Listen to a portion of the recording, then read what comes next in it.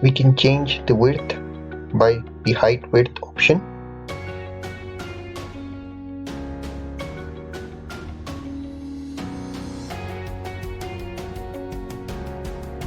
Move the table.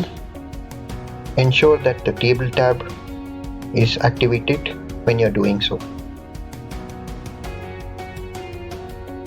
Again, width can be changed by selecting the column or a row in case of height, and then click OK. You can wrap the text.